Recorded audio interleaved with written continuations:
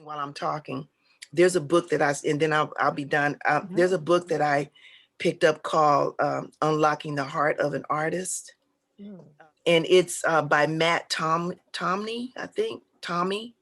And it's a really, really good book. It made me really understand why I go through certain things, and why we come up against certain things because of our creative side of us. So you're hitting on some of it. So that's a good book. I'll put it in the chat if anybody's interested in getting it. Please do.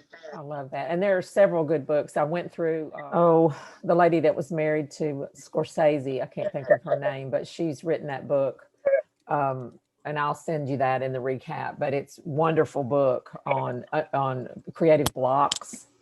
And, Yeah. she suggests things like an artist date. Said Yes.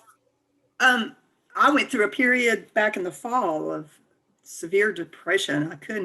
I could just seem to couldn't get it off my shoulders or whatever. And I went to the doctor. Of course, they put me on an antidepressant, which is for me was not a good thing because it just made me worse.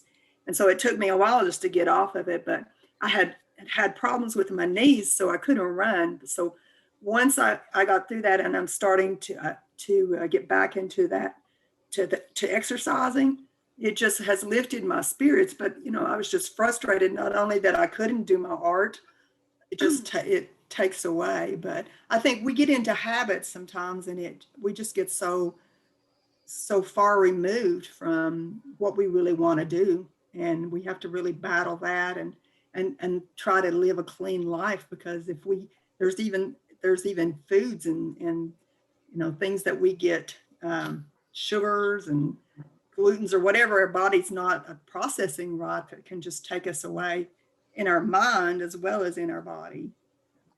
And that's so true and so important, Norma, because if you don't, learning all this stuff means nothing if you don't feel like doing it, if you don't have the motivation and the drive to do it. And I end up with this feeling of just loss all the time because I didn't get to do what I really wanted to do. In fact, I put a note in my office in here last year or the year before that it says, if you could do anything you want to do, what would you do? And it was kind of like, I need permission to do what I really want to do instead of what I feel like I have to do or should do or what's good to do. January is the month where more people take their own lives. I think it's December or January. Is it? But if people could just realize that tomorrow is different, no matter what today is or what we do today, tomorrow is totally different. And every day is a new day to make a change. But yeah, it's like it's a process. Everything to even get free in our minds, it's like a process, and we got to work on it every day. And I know without my meditation mornings, the rest of my days are just like, the rest of the day won't be smooth if I don't get up early and pray and meditate and gather myself, and it's just, it won't turn out right sometimes, And then I have to tell you, the next morning, it was Sunday morning, I put my earbuds on and I had to hide them so she wouldn't pull them out. But I put them on and I listened to the word of God. I listened to dynamic speakers who were just hitting the nail right on the head for me. Slowly, there's something about God's words that change my whole countenance, and I don't have any explanation for it. But I know that to be true. And I, not just anything, because I tried a couple of things at first and it was just like, blah, blah, blah, blah. So I had to get to the right thing. But, putting myself around people who spur me on, because there are also people who just pull all the lifeblood out of me. Yes. And I need to be around people who are sharpen me and who are excited and passionate about what they do. And I posted that in the Facebook group this week because I was listening to David LaFell, and I love and admire him. He's a wonderful artist and teacher. But a couple of times he made some critical remarks about another artist, and I thought, oh, that just took my it deflated me a little bit. It's like, talk about what you love and what you're passionate about, and, you know, try to get off the opinionitis thing. Because it's an epidemic right now of everybody's opinion. Yeah. Christy, Yes. hey, you know, you talk about how much you care for other people and you know, how does affect you. And I guess I sympathize with you, because I think it's a fine line being compassionate, but at the same time, not let you affect, no, don't let it affect you, you know, because you just feel everything to the core from the other people. And I think that's, you know, I'm just trying to work on that, not, you know, somehow have my boundaries that it's like I almost feel the pain for the people, and then it affects me physically and all these kind of things. You know, my doctor, he said, yeah, you know, you are very compassionate, but you know, you have such a big heart. And I told him, would you please give me a heart reduction? Okay. Because I just, you know, I just don't want to, you know, sometimes you just feel the pain from the other people so much that affect you. So it's that fine line that not letting affect you, other people. So anyway. And that goes back to this, you know, that artists are highly sensitive people, and God has put this compassionate, caring heart that loves beauty and loves people. But I need wisdom to go with that heart. You know, I've said that for years now. I've been unwise with how I've loved people. I've poured too much of myself into them and tried to fix them. And a quick example of that is this week, my daughter-in-law texted. She's texted a few times during the holidays, and she went to see the kids over at her mom's one day. And it's kind of thrown us all into a tizzy, and because she's just, I don't know, she's just really sad. So my heart is so heavy for her. But she texted me the other night, and she said I had opened up, when she went back to the house a few months ago, she grabbed a few devotional books, and she said, I opened up one of the books and there was a message from you in there. But she sent me the picture of the reading that she read that day, and it was exactly what she needed to hear. And so what I'm trying to say is, I can't fix her. My words can't fix her. But as I pray for her and believe that God can find her where she is and speak to her through, you know, sometimes miraculous means, that affects my ability to let people go and go out there in the studio and paint and say, here, God, I'm walking up the steps, I'm putting them in your care, and I'm going out to the studio to paint, because I know that's what you want me to do today. I can't do anything. I can't fix this for her. I'm doing everything I can by taking care of her kids. So looking at what I can do, what I have done already, and, you know, kind of keeping my focus on, this is what I've done for you. And when I pray for you, that is really the most powerful thing I ever do for somebody that I love. So just getting back to what Jackie said, you know, starting my day out with getting filled, opening my mouth and getting filled up, you know, with God's words, and then praying them back. And then physically, I really, for years, I had to walk up, I had an imaginary flight of steps that I had to walk up and put my loved ones in God's care, in his room, in his treatment center. One of the guys in my meeting says, I have to take my wife to the treatment center, to God's treatment center every day. And I take her there and I kiss her and I say, here, God, you get her fixed, and I'm going to go ahead and go to work. So whatever. Another word is, yeah, they went to God's workshop. God's workshop. Yeah. And, you know, really believe that, because we've all seen miracle after miracle around us and in our own lives. And so when we focus on what God has done in the past in our lives, it's much easier to leave other people in his care. That's great. That's not even what I had in the notes, but so that's exactly what we needed to hear today. The other thing in this is with the waiting for inspiration myth. There's something to be said about it. It should say hard work while you wait for good stuff to arrive. But sometimes it does feel like the well is dry and you just don't feel like doing it. You just don't have the inspiration. You just can't make yourself do it. And that's when, again, I always say I have to go back to looking at beautiful artwork, go to the museum, flip through Pinterest, get on Facebook on your favorite artist pages and look at what they've, or Instagram, what they've been posting. And, get outside. How important, on a day like today, it might be cool. I don't even know yet, but it's sunshiny. Get outside and take a walk, or go outside and, pull some dead stuff out of the flower bed and just get some fresh air and feel, nature and feel God's presence outside. And that makes a world of difference. I have some days here. I just folded some laundry last night, and I folded 7 pairs of pajamas and 7 pairs of yoga pants. So that's what I've been wearing. Had a girl.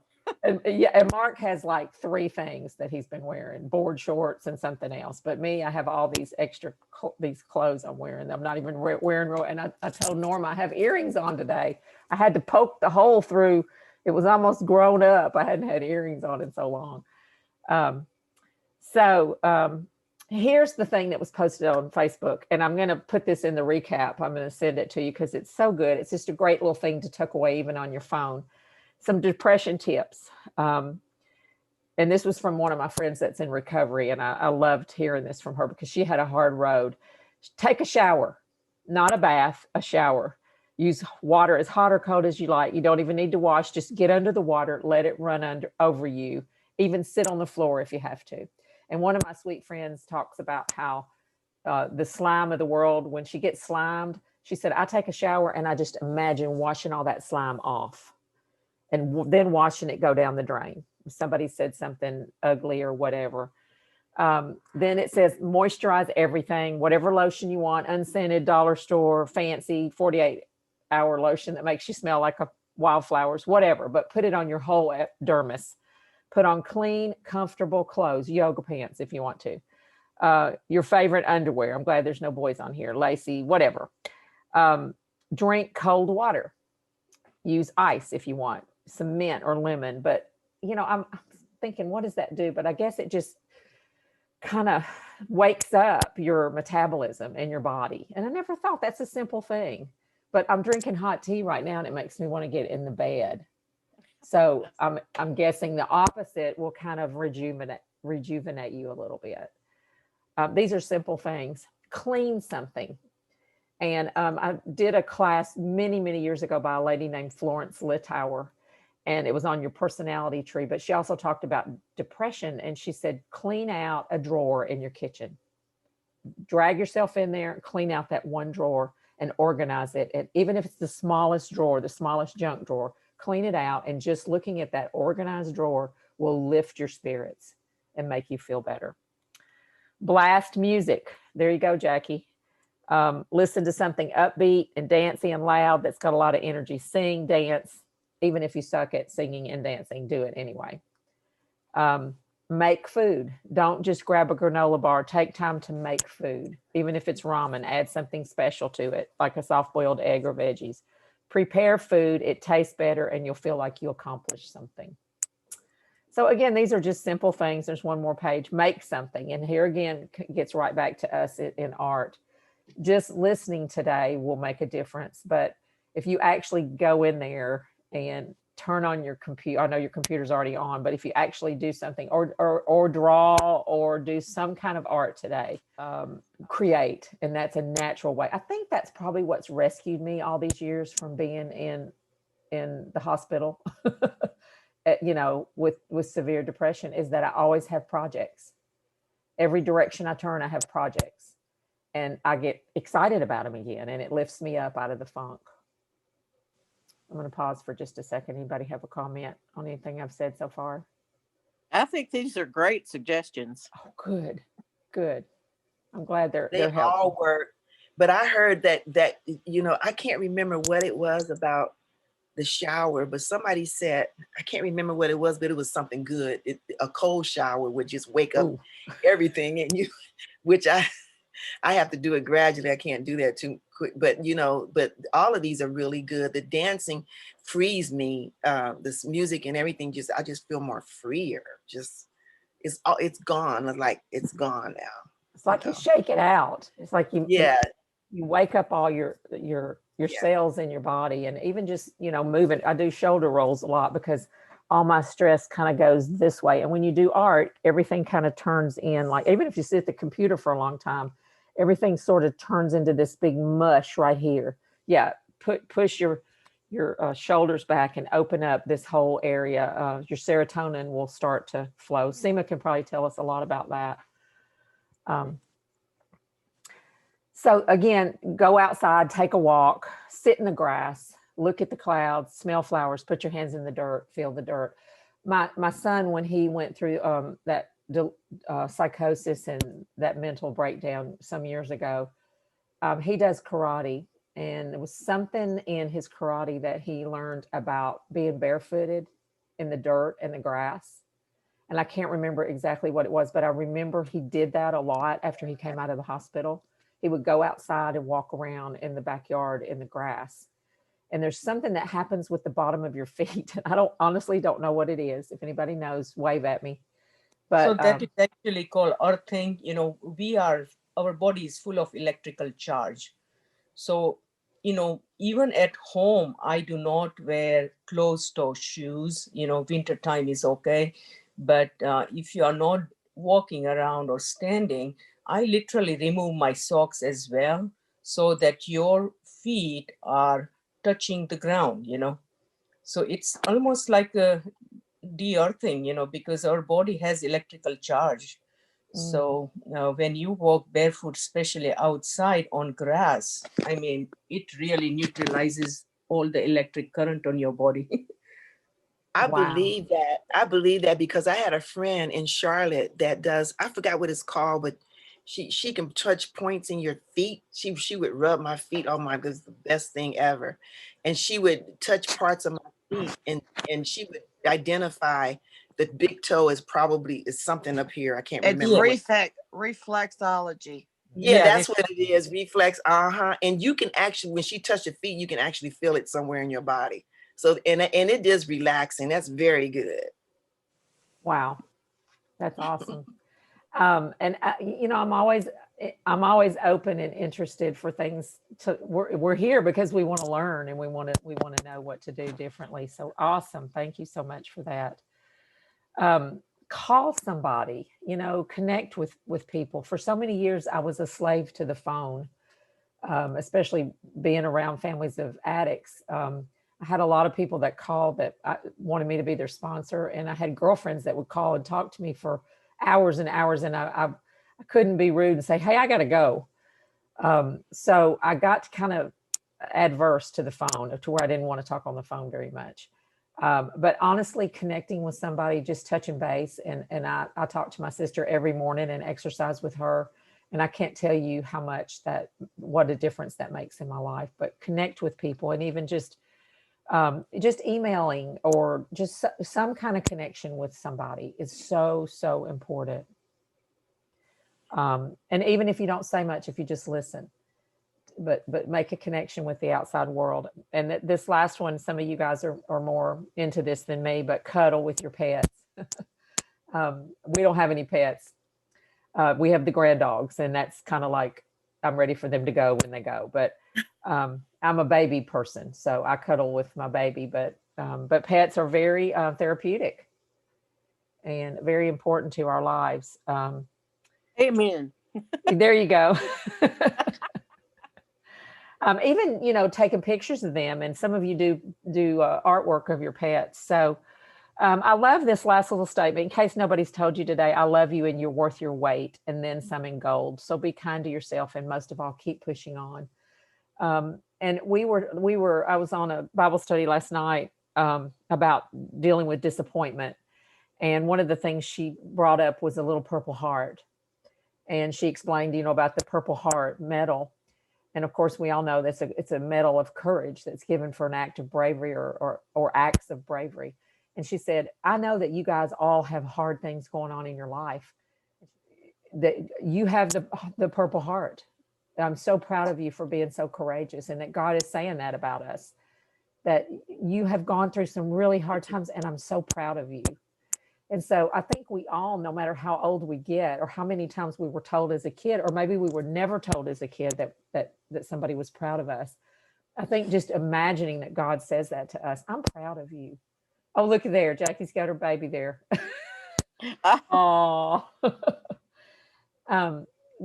just thinking that and imagining that, because it's true. We've all gone through difficult things. And Well, all right. chocolate is always good. Yeah. Thank you, Carol. Oh my goodness. You don't said it there. And dark chocolate is, got some health Better. benefits to it. So I'm in full agreement with you there, girl. This last little thing somebody sent me this month and from one of my meetings, Al-Anon meetings, and it helped me so much because I get so overwhelmed with so many things that need to be done. And I loved it. I'll include this in the recap, but it says one thing at a time. That's all we have to do. Not two things at once. Seema, I know you're multitasking, but we don't have to, not two things at once, but one thing done in peace. One task at a time, one feeling at a time, one day at a time, one problem at a time, one step at a time, one pleasure at a time. Relax, let go of urgency, begin calmly now, take one thing at a time. See how everything works out. And then it says, today I will peacefully approach one thing at a time. When in doubt, I will take first things first. She sent that, or she quoted that on a Zoom meeting one day. And I was trying to write it down, and then I never saw her again in the meeting. And finally she popped back on again. And I said, will you please send me that? Because that's a refrigerator quote. Because I just need to tell myself, settle down, just do one thing at a time. So it's a great way for us to start this Photoshop segment, because I want to tell you, there's a lot to it. There's a lot of things to learn. So I'm going to try to go slowly and cover one thing at a time.